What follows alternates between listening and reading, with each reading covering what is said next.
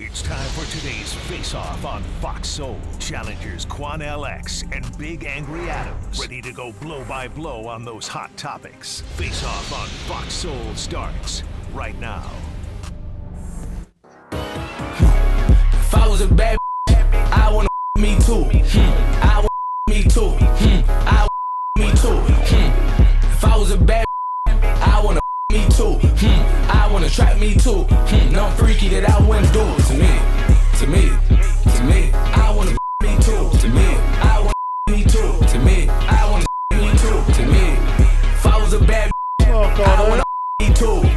I wanna trap me too. No freaky that I wouldn't do it to me. Because I'm offended or I feel some type of way, but man, it's funny how like back in the 70s, the 60s, men used to dance, bro, and it was like fun. It was happy. Nobody looked at them like they weren't straight, or nobody looked at them like they weren't gangsters, or nobody looked at them like they was less of a man. But you feel me? During the 70s, the 60s, the 80s, and a little bit of the 90s, a lot of people, you feel me, was dancing, and it was culture. Towards the 2000s and like 2010s, and I feel like I don't know what happened between that time period. I'd love for someone to comment on it and let me know what happened. In this round, here's Quan LX. Charles, we just watched one of our great, talented young hip-hop artists, NFL Chopper. And is it NLE Chopper? It's NFL NLE Chopper. NLE It Chopper. used to be Y&R Chopper. Why you call him Towner? You don't even know his damn name, Quanell. Come on. Well, I don't listen to his music, first of all. Okay, then how do you know he's talented? I'm from a different era. Okay. But my son listens to him because my son has brought him to my attention before in the past. But I always thought he was a gangster rapper. But when I look at this video that he just put out in his song he just put out called Slut Me Out, this is not what gangster rappers do of my era. In my era, we were real G men back in the day. What these young brothers are doing today, this man looks like he's talking about if I was a girl, I'd want to suck me too. Brother, no real man even compares himself on any level to sucking his own male organ. That's weak as hell to me. You would not see real men of my time and my era wearing skinny jeans, putting on lipstick, kissing other men in the mouth, putting on fingernail polish, and yet call themselves gangster rappers. This brother looked like he's auditioning for a role in the Pink Mafia. I don't get it, man. These young guys have allowed the freaks in Hollywood and in the music industry to take so-called gangster rappers now and turn them into pudding. I love it when you just lie stupidly, right? We are the same age, man. We're the same age, okay? Our era was Michael Jackson, Prince. I said gangster rappers. I said gangster rappers. Bobby Brown. Gangster rappers. MC Hammer. No, gangster rappers. Well, none of them gangster rappers. You're right. That's not NWA. Let me know what That's you're not doing. the Ghetto Boys. That ain't MCA. Okay. Gangster rap didn't emerge, right, until the late 80s. Okay, that was when you were done with high school in 1990. So you want to pretend that there was always this thuggish, ruggish culture and music that did not exist until the early 90s. And in fact, it is largely to blame for a lot of the things about black culture and white culture and Latino culture that you complain about. This man made a very good point. He had a tweet. He got a lot of, there was a picture of him that mirrored a picture of Tupac. I don't know. Looked like he waiting on somebody's husband to come get him. Well, you know, so was Tupac not a gangster either? Tupac. Because Tupac took the same damn picture. But wait a minute. Tupac took that same picture with different type of music. He takes that picture talking about sucking his own male organ and if some woman want to F him too. He's comparing himself to a man having sex with another man, in my opinion. That's weak as hell to me. Gangster rappers need to go back like Little Boosie said. Real G's need to come back into existence. Boosie, what a great because example. these new Negroes, what a great these new Negroes I can't vibe with, man. What a great example of someone you want as a role model to the young people. A real G, brother. A real G, right? I love how you talk about peace and love when it's convenient, but then you force feed this narrative to young men that they have to be violent and hostile. I don't believe in that. To be real, right? But don't call yourself a gangster rapper and making gay music. You are the toxicity and the phobia and the bigotry that you love to complain about. Phobia means a fear of. Okay. I don't fear gangster homosexuals. Just come on out and admit you're a gangster homosexual so we can know what you really are. This man has a partner. He has a child. She recently had a miscarriage. There's a whole lot of gay men that's married with wives and children and still gay. NLE Chopper made an incredible point. He said, look, I know I'm getting a lot of support from Slut Me Too, right, from the LGBT community, and I F with those that F with me. Right? Well, then go to the LGBT community and you F them and let them F you too. Come on out the closet, brother. Just call it like it is. Quit faking and pretending, pissing on people's legs, tell them it's rain, and be honest with the people. You are who you are. Not only just the world, but our African-American community in these United States would be a much better place if we embraced male, that masculinity can exist, right? Because, I mean, you're sitting there saying, oh, Tupac embraced his emotional side. He also embraced his masculine side. He didn't promote being feministic and sissified. He literally took the same damn picture that you're complaining about. But he didn't make music like that. Okay. He didn't make no punctified, sissified, homogenized, half-fried, sillified music like that. That's weak as hell to me. If you're going to be a gangster, be who you are. Quit faking it. Come on out the closet and put your lipstick on. The truth is that we should celebrate men, especially young black men that grew up in the environment he did in Memphis, which is an absolute war zone of violence. We've seen young Dolph, we've seen incredible losses in the hip hop community through gangster violence for the last two generations. But it's in Memphis. Have you been to Memphis recently? Yes. Okay, when was the last time? About 3 weeks ago. Oh, wow. So I was there, I don't know, 2 years ago. It's a damn war zone. It's scary. It is. It is a murder capital, right? And when when young leaders of that are saying, hey, you know what, it's okay to dance. It's okay to dance and be happy. That's a big point. And he's specifically speaking about how but he's not rapping about being happy. Little bitches he's not rapping about being happy. That think they gotta. He rapping about being happy. Oh, I'm not dancing. Being happy done by somebody else. The truth is, grown ass men that are like, I'm not dancing and I'm too thug to dance. Charles, they're scared we to dance, Charles. Because they're the weak Charles, little bitches. We dance, right? Charles. Real men dance. Charles. Real men on the stage. We danced in my era. I embrace the LGBT Charles, but you can't dance. I'm not gay. I like you women. Can't dance, Charles. It's okay Charles, to you can't dance. Well, you don't even know. You white folks don't know nothing about no damn rhythm. You white boys can't dance. Quit faking like that. Don't make me do you a white running boys and a no damn into a handspin. I'm going to go get, so you say I go got my ahead, Klan spin. hood. Go do the handspin. Hood if they know. Well, I'm going to go get my parachute pants and my sequin glove out the trunk of my car, roll down some linoleum. So you've been smoking that stuff again before you came in here. You've been smoking that stuff before you came in here again. I talked to your friends when they said you could never do it with me. Man, look, you gangster rappers. You so hard. If y'all gonna be gangster, be gangster. Don't be no feministic, watered down, punctified gangsters. I'll put it out right here. Quanell's so mad. He acts so hard because he couldn't do the centipede back in 8th grade. He couldn't talk to the ladies at the school dance. He couldn't do the moonwalk. That's why Quanell. See, now you're lying. Because at every school dance, you gay. Charles, you gay. At every school dance, I found the darkest corner. I found the darkest corner and grabbed the prettiest daughter. I found the darkest corner and found the prettiest daughter. That's what I did at the dance. While you out there break dancing, I was breaking it down, my friend. That's why he's mad at Choppa. You was break dancing, I was breaking it down. Good for you, Choppa.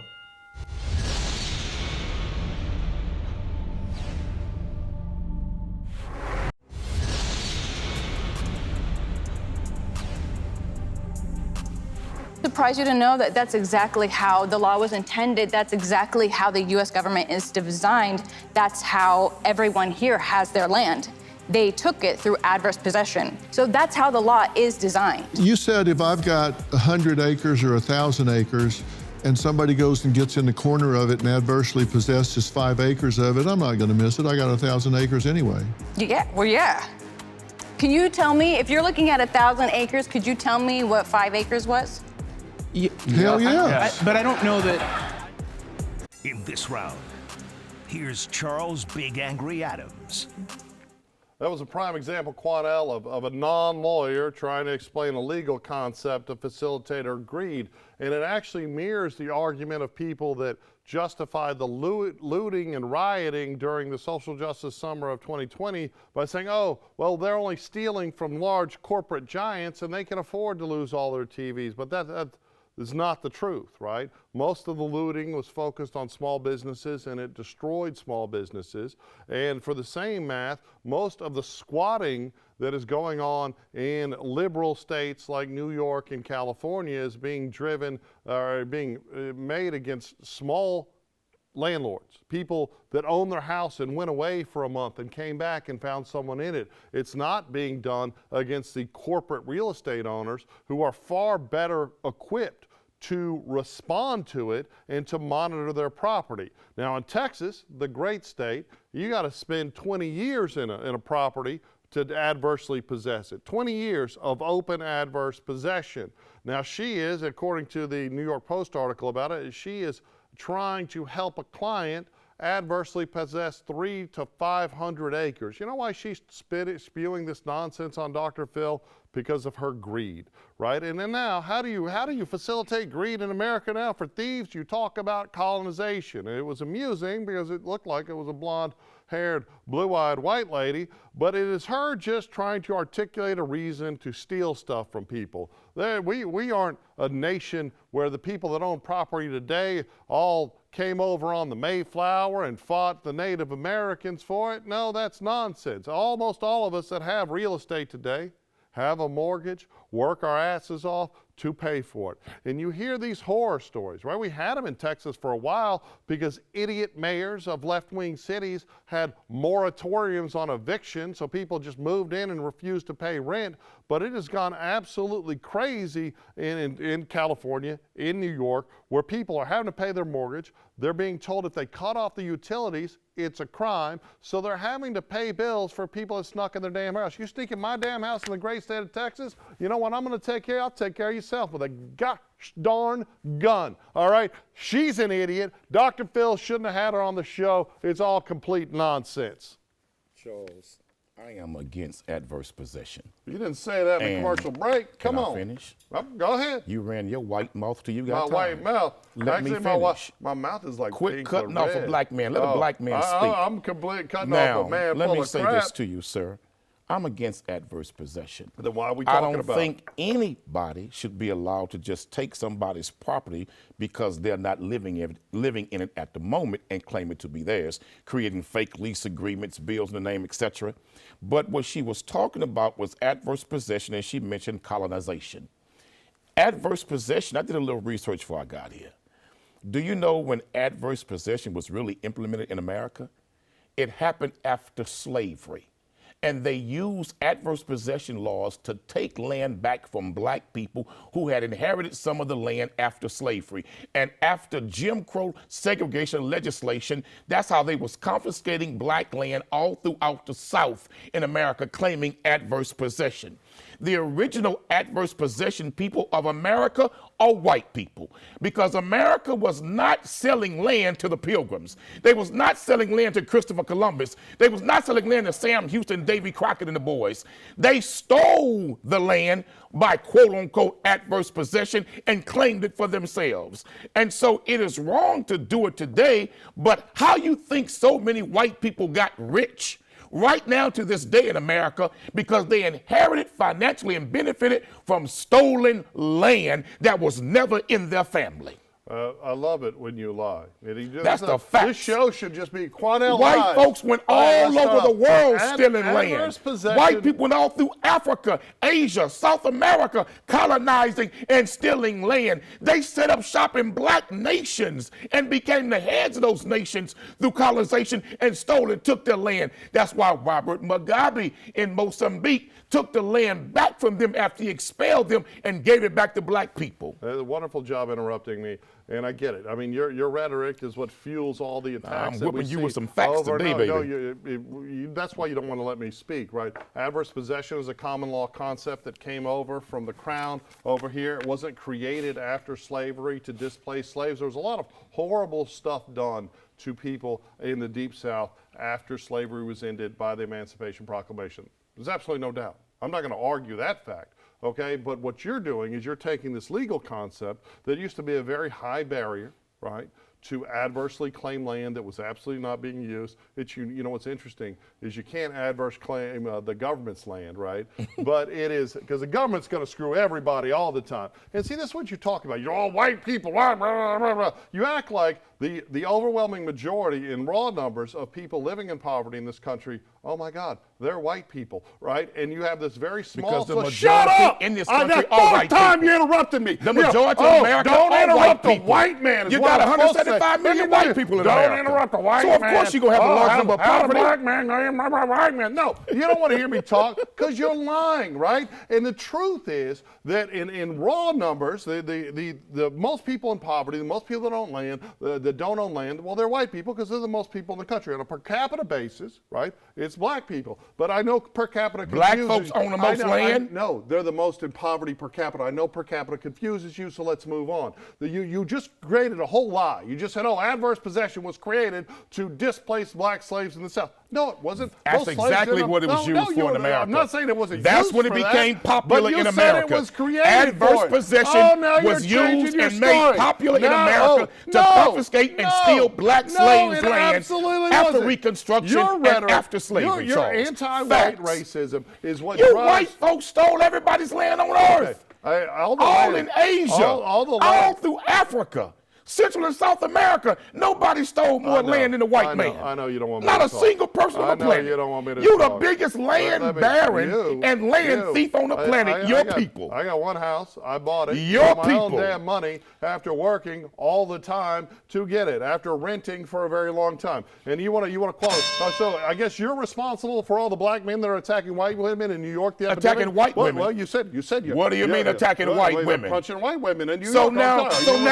Now. You got two black men that attacked two white women, and y'all raped millions of black women. Your people raped millions of black women. You don't want me to and you're going to talk about one damn incident in New York. If I said that would be one racist. damn crime in New York. No, I'm not and your blaming people you. raped millions of black women. My people. You damn right your people. You're just a racist. Y'all raped more women in this country than any other man. And you are responsible for the violence. You're going to point to one crime. No, I don't point to it. You're going to point to one crime. I point out that you y'all raped the whole damn people. Because you're a damn racist.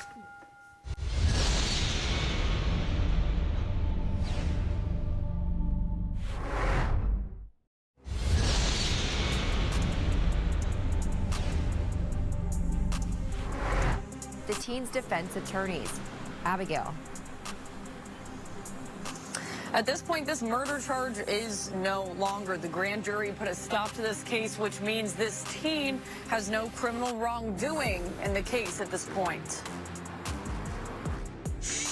January 19th, two teens walk into a Sunoco in Humboldt. Police say security video shows them stealing a bag of chips and leaving the store. You see the station clerk follow the boys out. Court records say that clerk, 42-year-old Asif McNojia, got in his car and followed the teens. That's when investigators say 17-year-old Mario Young shot McNojia. In this round, here's Quanell X. Charles, you and I have debated this case in the past when it first happened.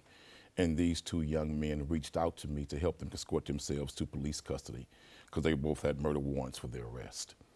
When we debated this originally, I told you, I said, Charles, there's much more to this story that needs to come out. And I also said that we don't condone, nor do we tolerate shoplifting of any kind. It's wrong. You want some chips, get a job, pay for them. But I said the clerk went too far. And I told you, I said he had a gun, but you swore to God he did not have a gun. But later came out through video, that yes, he had a gun, and the eyewitness sitting right there who stopped in the middle of traffic and witnessed the whole thing, saw the man get out and point his gun first, and then he was shot. He went way too far over a bag of chips. No human life is worth losing or taking for a bag of chips. He went too far, it cost him his life, and this vigilante mindset has to stop because more people will get killed like this, but I'm not condoning him stealing the chips. You know, incredibly. You've decided this show you were going to lie aggressively in every segment and interrupt me, like last time you interrupted me to prevent me from saying that it's bigotry to blame all white people for things that some white people did hundreds of years ago, just like it would be bigotry for me to blame black men generally for the crime of another black man. But what you do is you instigate crime by you just demonizing white people, and crazy people hear it and think they're justified. And again, you're lying. I didn't swear to God he didn't have a gun. I said that it wasn't being reported. No, you can go, please go back and watch the episode. But the truth is, in Texas, when you go commit a crime, these gentlemen, they committed a crime, right? They committed shoplifting theft. a bag of potato chips. It's yes. a crime, right? A bag of potato chips. And then they left, right? Yes. And when the clerk told them to stop, they kept going, right? Okay. And in Texas, if someone commits a crime of theft, you have a lawful right to detain them. That clerk, he's the clerk. They're considered his chips under the law. The clerk has a lawful right to detain him. You know what the 17-year-old could do? You're interrupting me again. So is this show just going to be you interrupting me and lying from now on? No, are you sure? Because last time you were that's not what he did, white Charles. man interrupted a black man. You know what he did? Did he have a gun? The 17-year-old scumbag murderer, did he have a gun? Yes, he had a gun. Okay, yes. He had a gun. Why did he have a gun? He should never had a gun. But why did he have a gun? I don't know. Well, he's your buddy. His mom was crying about how he needed therapy. There are a lot of young men who fear for their safety at 17 and 16 in the black community because a lot of brothers are being killed and shot, so they're afraid. You were standing next to mom when she was crying about her little boy needing therapy, right? Mm-hmm. Okay, so you think the victim's family, the victim that was murdered, you think his family needs therapy? I absolutely believe that. Here's the truth. If this was a white kid that stole a bag of chips and shot a black cashier, your position would be completely different. Now that's where you're lying. Okay, well that's where you're telling lies. Okay, well, Charles, the video shows. So I don't get to finish the any video sentences. Shows he in this argued new with them. Face-off, I don't get to finish. Followed them all the way outside, got in his car with a gun, and chased them. Because every position, the gun, and he got killed. If Charles. it was a white kid that killed a black cashier, my with position would be the same. I'd be put that kid I in would prison. weigh it based on the facts. You would be I marching. would weigh it based on the facts. You would be marching on that kid. I would weigh it based on the facts. You are all your decisions. I would weigh it based opinions, on the facts, everything coming out of your mouth is all defined by the skin color of the people involved. That's another lie you're telling. It's not a lie. Hey, y'all, go watch your all the nose episodes. Is growing. You are your nose is damn near on this side of the table. You don't want me to talk because you don't want to hear the truth. Well, why do you keep interrupting me? Because I want to pray for you. Okay, well, because you just go ahead and pray for me. lies. But the truth is that if it was a white kid that committed theft and murdered a black cashier, you would be leading a march, right? Disagree. And you might disagree, but that's only because you're dishonest. And this kid went into a store with a gun. When he was told to stop, he kept walking. And let me give you some real criticism. If our do-nothing piece of crap police chief in Houston, Chief Finner, would actually have cops responding to shoplifting, which he doesn't now because he's doing a horrible job and should be fired. I wonder why he's not getting fired. Maybe if clerks could call the police and expect a response, he wouldn't. But we don't have that. It's all wide open. And we have kids running around, interrupting me and again. Follow them and pull a gun over a bag of chips. You know what? In Texas, over a bag of chips. You can detain a thief. You can. So pull a gun over some chips. It's a citizen's arrest. Stop and this scumbag kid gunned down a guy working a job to support his family. It was self-defense. That scumbag. It was self-defense. That scumbag kid. It was self-defense. Let's just wait for him to murder someone else. He's a scumbag because he's black. No, he's a scumbag because he was a thief. And he got justice. No, he's a scumbag because he's black. In your mind. Okay. Squatty ended with calling me, I think this kid that murdered a cashier is a scumbag because he's black. I think he's a scumbag because he went into a store, stole something, and then gunned down a man that was just working a job. I would have that opinion if it was a white kid that did it to a black man, or if it was a Latino kid that did it to an Asian man. I wouldn't care. Quanell also likes to suggest that all white people are to blame for anything a white person ever did. And I was trying to make the point that we have this rash. It's about 100 cases of black men punching white women in New York and San Francisco without any provocation, and Asian women, right? You can't blame other black men for that. It's not, you don't share responsibility for something because someone you share a skin color with did something. You most certainly don't because someone did something hundreds of years ago.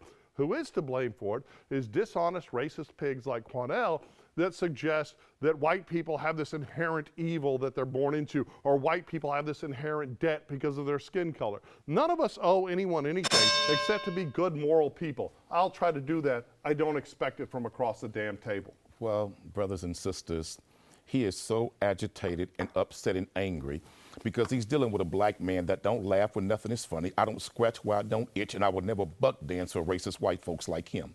At the end of the day, it is important to understand when you research the truth about stolen legacy in America, book written by Dr. Francis Quest Welsing and Dr. Claude Anderson, White, Black Labor, White Wealth, you will see how they use adverse possession to steal hundreds of thousands of acres of black people's land in America, doing Reconstruction and doing segregation. That land thievery is still going on to this day, not just in America, but all around the world. And so I want to point out to all of us, one, we don't condemn young boys stealing chips. You want some chips, man, get you a job and buy you some. But we don't condone a clerk going that far with a gun for a bag of chips. I disagree with that.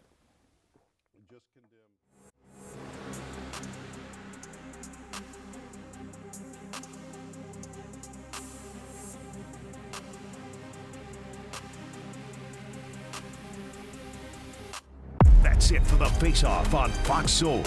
We'll catch you next time.